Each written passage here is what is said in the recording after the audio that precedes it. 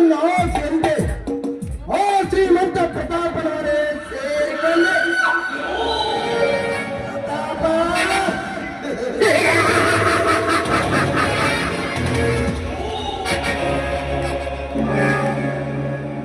ನಾನು ನಿನ್ನ ನನಗೆ ಬಂದಿರುವುದು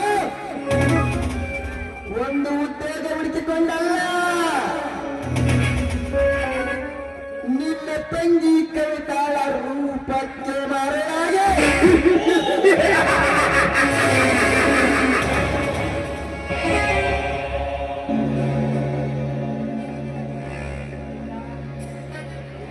ನಿಮ್ಮಣ್ಣ ಹೇಳಿದಂತೆ ಕೇಳಿ ನಿಮ್ಮಣ್ಣ ಪ್ರೀತಿ ವಿಶ್ವಾಸವನ್ನು ಗಳಿಸಿಕೊಂಡು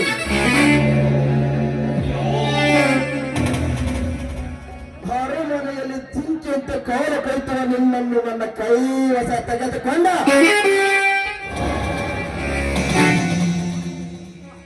ನಿಮ್ಮಣ್ಣ ಅಳಿತಿರುವ ಈ ಕ್ರಾಂತಿಕಾರಿ ನಾಟಕಕ್ಕೆ ನಿನ್ನ ಸೂತ್ರ ಬೊಂಬೆಯನ್ನಾಗಿ ಮಾಡಿಕೊಂಡ.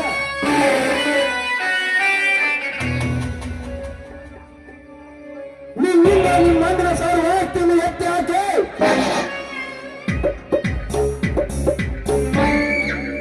ಕೊನೆಗೆ ನಿಮ್ಮಿಬ್ಬರನ್ನು ಕೈಲಾಸಕ್ಕೆ ಕಳಿಸಿ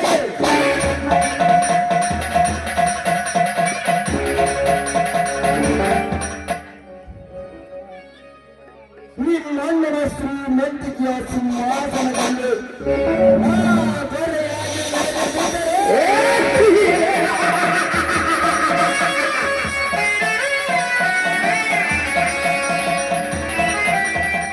ನನ್ನ ಹೆಸರು ಸೇಡಿಗದ ಸಾರ್ಥ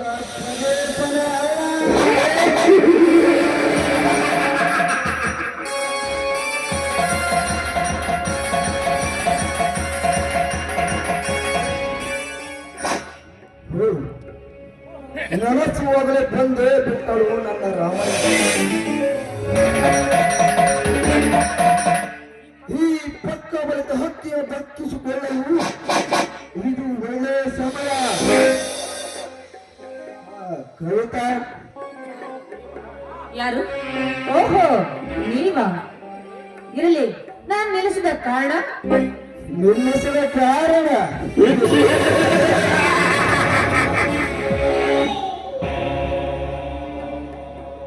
ಮೈ ತುಂಬ ಶ್ರೀಮಂತರ ಸೊಕ್ಕನ್ನು ಮೈ ತುಂಬ ತುಂಬಿಕೊಂಡು ಅರಮನೆಯಲ್ಲಿ ಜಿಂಕೆ ಅಂತ ಕಾಲ ಕಳಿತರ ಈ ನಿನ್ನ ಒಂಟಿ ಜಿಂಕೆಯ ಜೀವಕ್ಕೆ ಮತ್ತೊಂದು ಜಿಂಕೆ ಜೀವ ತೋರಿಸಿ ನಿನ್ನ ಒಂಟಿತನವನ್ನು ನಿವಾರಿಸಬೇಕೆಂದು ನಿಲ್ಲಿಸಿದೆ. ಅದರ ಅವಶ್ಯಕತೆ ನನಗಿಲ್ಲ. ಸುಮ್ಮನೆ ಬಂದ ದಾರಿಗೆ ಸುಖವಿಲ್ಲ ಅಂತ ಹೊರಟುಕೊಳ್ಳಿಲ್ಲ. ಎಲೆ ಸೋಕಿನ ಎಣ್ಣೆ ಹೊರಟು ಹೋಗಿ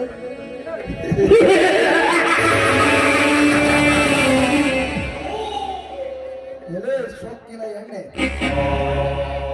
ಒಳ್ಳೆಯ ಮಾತಿನಿಂದ ನನ್ನನ್ನು ಪುರುಷರು ನಾನು ನಿನ್ನ ಪ್ರೀತಿಸುತ್ತಿದ್ದೇನೆ ಐ ಲವ್ ಯು ಎಂದು ಹೇಳಿದರೆ ದಾರಿಗೆ ಬರುವುದು ನಾನಿನಂತ ಕೊಬ್ಬಿದ ಹೆಣ್ಣರು ಕತ್ತೆಗೆ ಲತ್ತೆ ಪೆಟ್ಟು ಎಂಬಂತೆ ನಿಮ್ಮಂತವರಿಗೆ ಸರಿಯಾದ ಮಾರ್ಗ. ದೂರ ಸರ ನಿಂತು ಮಾತಾಡೋ ನಿಜ. ನಿಮ್ಮಂತ ಭಂಡರು ನಮ್ಮ ಶ್ರೀಮಂತರನ್ನು ಮೂಟಲ್ ಬಂದಿದ್ದ ನಿಜವಾದ್ರೆ ಹುಚ್ಚು ನಾಯಿಂದ ಪಡೆದುಕೊಳ್ಳುತ್ತಾರೆ ಈ ಸಮಾಜದ ವೀರ ಭಾರತೀಯರು.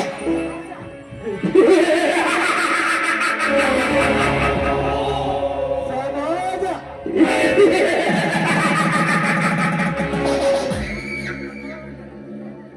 ಬೆಳೆಸಿದ ನಿಂಬರೊಂದಿಗೆ ಸುಖಿಸುವಾಗ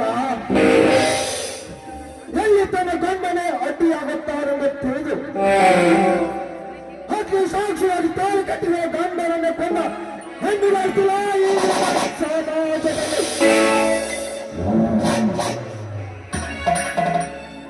ಊರಿಗೆ ಹೋಗುತ್ತೇನೆಂದೇಳಿ ಹಗಲು ಹೊತ್ತಿನ ಮಾಡಿಕೊಂಡು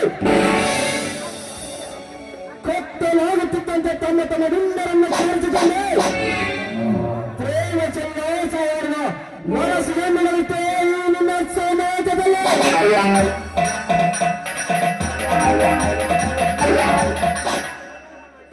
ಹಾಗರ ಮಡಿ ಕಲ್ಪಾಯತಿಯಾಗಿ ಪ್ಲೇಟ್ ತೆಗೆದುಕೊಂಡು ಕೂಸಿ ಎತ್ತು ಗುಡ್ಡ ಜಲ್ವಾರದಲ್ಲಿ ಒಗೆದಿದ್ದಲ್ಲದೆ ಕೂಸಿನ ಮೇಲೆ ಕಲ್ಲಾಗಿದೆ. ಕೂಸನ್ನು ಕಂಡ ಕದುಗಳನ್ನು ಮಾಡ್ತಿವೆ ನಿನ್ನ ಸಮಾಜದಲ್ಲಿ. ಗಂಡನಿಗೆ ಕೈಕೊಟ್ಟು ಪಿಂಡ ಮಾಡುವ ಬಿಡಾರಿಯನ್ನು ನಡೆಸ್ತಿರೋ ನಿನ್ನ ಸಮಾಜದಲ್ಲಿ. ಹೆಣ್ಣಿನ ಬಗ್ಗೆ ಇಷ್ಟೊಂದು ಕೇವಲವಾಗಿ ಮಾತಾಡ್ತಿರಲಿಲ್ಲ. ನೀನು ಕೊಟ್ಟಿರ್ಬೇಕು ಕೆಟ್ಟ ಕಲಿತು ಸತಿ ಸಾವಿರ ಇದ್ದಿದ್ದ ನಮ್ಮ ಜನ್ಮದ ಆತಗೆ ಸೂಳೆಂದು ಕರೆದೆಯ ರಂಗೆ. ಸುಮ್ಮನೆ ನೀ ನನ್ನವಳಾದರೆ ಸರಿ, ಇಲ್ಲದಿದ್ದರೆ ಇದೇ ಚಾಕುವಿನ ಕತ್ತರಿಸಿ ಚೆಲ್ಲಬೇಕಾಗಿದೆ. ನಿನ್ನ ಮೃತವಾದ ಶರೀರವನ್ನ ಚಾಕು ತೋರಿಸಿ ನನಗೆ ಹೆದರಿಸುವುದ? ಎಲ್ಲೋ ಕಾಮಳ ಪಿತ್ತನ ತೇರಿನಿಂತ ಕೋಡವೆ ಈಗಿನ ಜಿಜುವಿ ಚಾಕುಗಳು ಹೋದ್ರೆ ಹೆಣ್ಣಲ್ಲ ಈ ಕವಿತ ಹೋಗಿ ನಾನು ಚುಡಾಯಿಸ ಬಂದಿದ್ದೆ ನಿಜವಾದ್ರೆ ಪ್ರಾಣವನ್ನು ತೆಗೆಯಲು ನಾನು ಚೆಂಡು ಚಾಕುಗೆ ಆಗಬೇಕಾದಿತ್ತು. ಚಾಮುಂಡಿ ಚಂಡಿ ಚಾಮುಂಡಿ ಚಂಡಿ ಚಾಮುಂಡಿ ಎಂದು ಹೋರಾಡುವಂತ ಎಷ್ಟೋ ಹೆಣ್ಣುಗಳು ತಮ್ಮ ಜೀವನ ಕಳೆದುಕೊಂಡು ಇರ್ತಾರೆ ಈ ಸರ್ದಾರ್ ಪ್ರದೀಪನ ಕೈಯಲ್ಲಿ. ಹೊಲಸು ತಿನ್ನುವ ಹೊಂದಿಯ ಕುಲದವನೇ ಮನಸ್ಸಲ್ಲಿ ಹೆಣ್ಣನ್ನು ಒತ್ತಾಯಿಸಿದ್ದೆ ನಿಜವಾದ್ರೆ ಮಿಸ್ಟರ್ ಕಾಲಿರುವ ಚಪ್ಪಲಿಯಿಂದ ನೆತ್ತಿನ ಕೆಟ್ಟವರಿಗೆ ಬಡಿಯಬೇಕಾದಿತ್ತು ಜೋಕೆ. ಕವಿತಾ ಸಿಂಹದಂತೆ ಗರ್ಜಿಸಿ ಬೇಟೆಯಾಡಬೇಕೆಂದಿರುವ ಈ ಕೋಲದ ಸತ್ಯವನ್ನು ಕೆಳಕು ಯಾವ ಬಂಡರೆಣ್ಣೆ ಬಾರವೇನ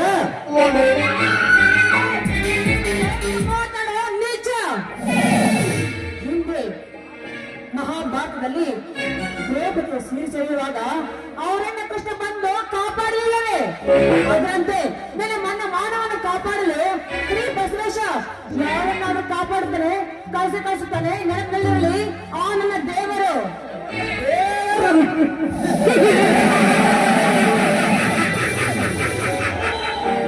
ಹೇಳುತ್ತೇನೆ ಈ ಕಲಿಯುಗದ ಕೋಲದ ಶ್ರೀಮಂತ ಯುಗದಲ್ಲಿ ನಿನ್ನ ದೇವರು.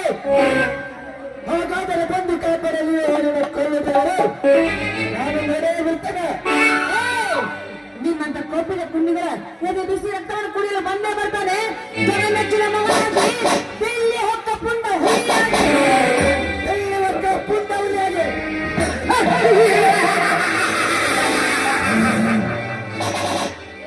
ಲೇ ಕವಿತಾ, ನಿನ್ನ ಮುಂದೆ ಈ ಭಯಂಕರವಾದ ಹೆಪ್ಪುಲಿರುವಾಗ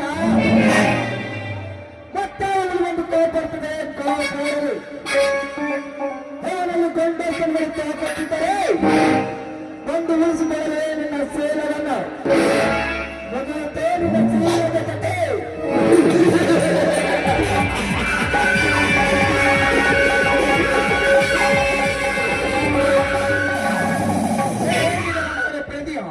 ಮೊದಲು ಕೈ ಬಿಡು ಈ ಹುಡುಗಿಯ ಕೈಯನ್ನು.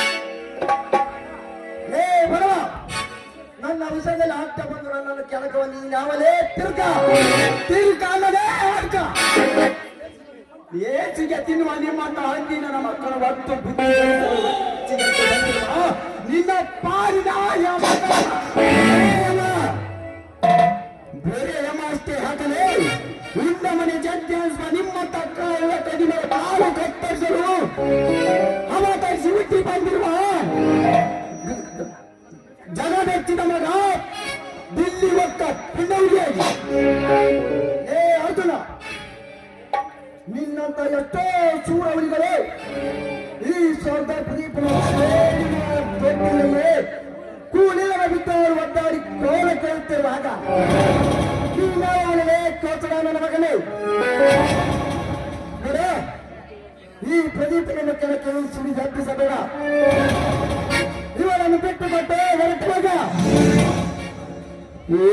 ಬಿಟ್ಟು ಕೊಟ್ಟು ಹೋಗಲು ನಾನೇನು ಕೈಲಿ ಆಗದ ಸೆಂಡನೆಂದು ತಿಳಿದುಕೊಂಡಿರುವೆ. ಹೆಣ್ಣು ಮಕ್ಕಳ ಮೇಲೆ ಕಾಮದ ಕಂಡಿಟ್ಟ ನಿಮ್ಮಂತ ನರ ರೂಪದ ನರ ರಾಕ್ಷಸರನ್ನು ಕಿತ್ತು ಅವರದೇ ಬಿಸಿ ರಕ್ತ ಕುಡಿಯಲು ಬಹತ್ತುರನಾಗಿ ಬಂದಿರುವನು ಈ ಅರ್ಜುನ. ಇದೇ ರೀತಿ ನೀ ನನಗೆ ಎದುರಾಡಿದರೆ ನಿನ್ನೇನು ಮಾಡ್ತೇನೆ ನನಗೆ ಗೊತ್ತಿಲ್ಲ. ವಿನಾಕೋಣ ಈ ಪ್ರದೀಪನ ಕಣಕ್ಕೆ ಒತ್ತಿ ತಪ್ಪಿಸಬೇಡ. ಇದು ನಿನಗೆ ಫಸ್ಟ್ ಲಾಟ್ ಅಂತ ಹೇಳುವ ಚಂಡ ಕುಂಡೆ. ನೀನು ನಿಜವಾಗಿ ದಮ್ಮಿತ ಗಂಡಸ ಆಗಿದ್ದರೆ ಬಾಲನೆ ಪುಡಾರಿಯಾಗಿ ಇವರ ಮೈ ಮುಟ್ಟರು. ಕಟ್ಟಣದ ಮಗನ ಅರ್ಜುನ, ಇವರೇನು ನಿನ್ನ ಅತ್ತೆಯ ಮಗಳ, ಇಲ್ಲ ನೀನೇನು ಇವರಿಗೆ ಮಾವನ ಮಗನ, ಮೇಲಾಗಿ ಇವರೇನು ನೀನು ಕೈ ಹಿಡಿಯುವ ರಾಣಿಯ. ಇದೇ ನಿನ್ನ ಶೂರಪಣದಲ್ಲಿ ತಾಕತ್ತಿದ್ದರೆ ಹಿಂದೆ ನೀ ಚಿಕ್ಕವನಿದ್ದಾಗ ಹಾಡು ಹೋಗಲು ನಿನ್ನ ಮನೆಗೆ ಬೆಂಕಿ ಹಚ್ಚಿದ ಬಂಡ ಪುಟ್ಟರಿಗೆ ತೋರಿಸಬೇಕು ತಾಯಿ ನಿನ್ನ ಕೋಟೆಯ ತೂರ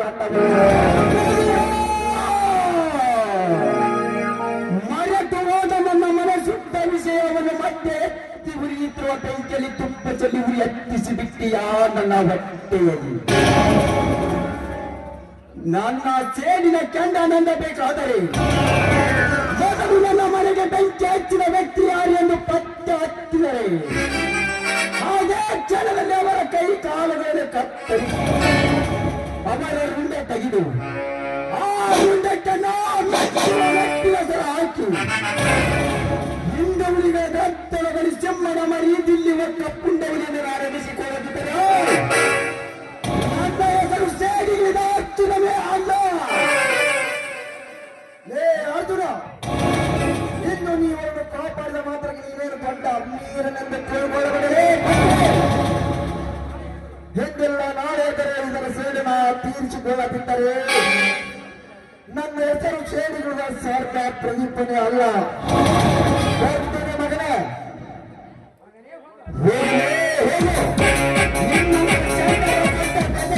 ಎಂದು ಎದುರುವುದಿಲ್ಲ. ಈ ಅರ್ಜುನನ ಗಂಡನ ನೋಡಿ, ಸಮಯಕ್ಕೆ ಸರಿಯಾಗಿ ಬಂದು ನನ್ನ ಮಾನವನ್ನು ಕಾಪಾಡಿದ ನಿಮಗೆ ಅನಂತ ಅನಂತ ಧನ್ಯವಾದಗಳು. ನಿಲ್ಲಿ ಅರ್ಜುನ್, ನಿಲ್ಲಿ.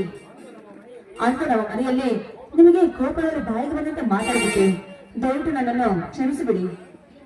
ಶ್ರೀಮಂತರು ಈಗಿನ ಕಲಿಯುಗದಲ್ಲಿ ನಮ್ಮಂತ ಬಡವರಿಗೆ ಯಾವ ರೀತಿ ಮಾತನಾಡುತ್ತಾರೆ ಇದರಲ್ಲಿ ತಪ್ಪೇನಿದೆಯೇ? ಅರ್ಜುನ್, ಎಷ್ಟೇ ಆದರೂ ನೀವು ಕುಬೇರರು. ದಯವಿಟ್ಟು ನೀವು ಈ ರೀತಿ ಚುಚ್ಚು ಮಾತನಾಡಬೇಡಿ. ನೀವು ನನ್ನನ್ನು ಮಾತನಾಡಿಸಿಕೊಡ್ತೀರಾ? ಅದೇನಂತ ಹೇಳಿ, ಈ ಬಡವನಿಂದ ಆಗುವುದಾದರೂ ಖಂಡಿತ ನಡೆಸಿಕೊಡುತ್ತೇನೆ. ಈ ಕವಿತವನ್ನು ನಿಮ್ಮ ಸತ್ಯನಾಗಿ ನೀವು ಮನೆಯನ್ನು ತುಂಬಿಸಿಕೊಳ್ಳುವುದಾ? ಹೇಗೆ ಮಾತನಾಡುತ್ತಿರುವ ಕವಿತಾ? ಮಣ್ಣಿನ ಬಡಿಕೆಯಲ್ಲಿ ಊಟ ಮಾಡುತ್ತಿರುವ ಈ ಕಡು ಬಡವನಿಗೂ ಚಿನ್ನದ ತಟ್ಟೆಯಲ್ಲಿ ಕೈ ತೊಳೆಯುತ್ತಿರುವ ಶ್ರೀಮಂತ ಕುಮಾರಿಗೂ ಎಲ್ಲೇ ಹೊಂದಾಣಿಕೆ? ಎಷ್ಟೇ ಆದರೂ ನಾವು ಬಡವರು, ನೀವು ಕುಬೇರರು. ಮಣ್ಣಿನ ಮಡಿಕೆಯಲ್ಲಿ ಊಟ ಮಾಡಿದ್ರು ತಿನ್ನೋದು ಅದೇ ಅನ್ನ, ಚಿನ್ನದ ತಟ್ಟೆಯಲ್ಲಿ ಊಟ ಮಾಡಿದ್ರು ತಿನ್ನೋದು ಅದೇ ಅನ್ನ ಅಂದಾಗ ಶ್ರೀಮಂತನಾಗಲಿ ಬಡವನಾಗಲಿ ಗಂಡಸು ಗಂಡಸೇ ತಾನೆ. ಅದರಲ್ಲಿ ನಾನು ಒಪ್ಪುವುದರಲ್ಲಿ ತಪ್ಪೇನಿದೆ? ಮೇಲಾಗಿ ಈ ನಿಮ್ಮ ಶೌರ್ಯ, ಧೈರ್ಯ, ಸಾಹಸ ಹಾಗೆ ನಿಮ್ಮ ಗುಣಕ್ಕೆ ನಾನು ಮೆಚ್ಚಿಕೊಂಡಿದ್ದೇನೆ. ದಯವಿಟ್ಟು ನನ್ನನ್ನು ನಿರಾಕರಿಸಬೇಡಿ ಅಂತ ನಿಮ್ಮ ಕಾಲಿಗೆ ಬಿದ್ದು ಬೇಡಿಕೊಳ್ತೀನಿ. ಆದರೆ ನೀನಾಡುವ ಮಾತು ನಾನು ನಿತ್ಯವೆಂದು ನಂಬಬಹುದು. ಇದರಲ್ಲೇನು ಮಸವಿಲ್ಲ ತಾನೆ? ನನ್ನ ಕುಡಿಯವರ ಮೇಲೆ ಆದ ಮಾಡಿ ಹೇಳ್ತಾ ಇದ್ದೀನಿ. ಈ ಮಾತು ಸತ್ಯ, ನನ್ನ ಮಾತನ್ನು ನಂಬಿ. ಹಾಗಾದರೆ ನನ್ನ ತಂದೆ ಬಸವೇಶ್ವರನ ಈ ಚಿಂತೆ ಆಗಲಿ. ಬನ್ನಿ ಹಾಗಾದ್ರೆ.